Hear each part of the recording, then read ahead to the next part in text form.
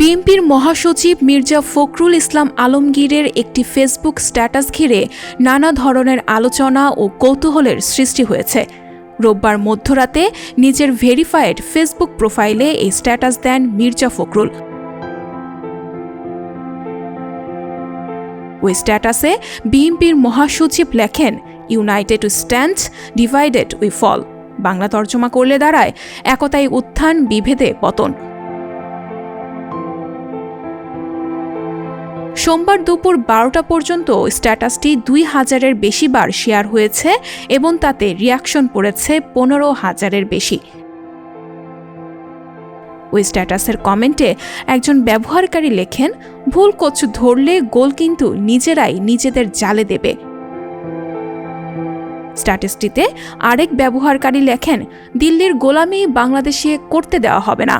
Fascist Awami লীগের পুনর্বাসনের চিন্তায় যারা মগ্ন, তাদেরকে বাংলাদেশের জনগণ ঘৃণা ভরে প্রত্যাখ্যান করবে।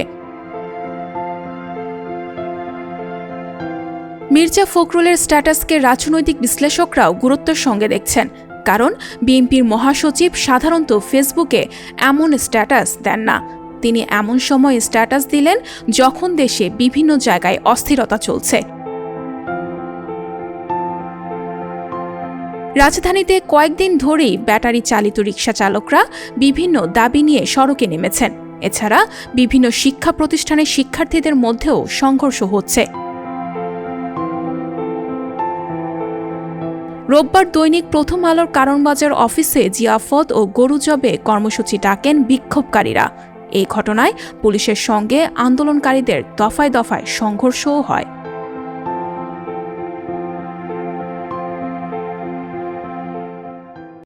সংবাদ, ফিচার ও অনুষ্ঠানের জন্য ভিজিট করুন সংবাদ প্রকাশের ওয়েবসাইট এবং যুক্ত থাকুন ফেসবুক পেজ ও ইউটিউব চ্যানেলের সঙ্গে।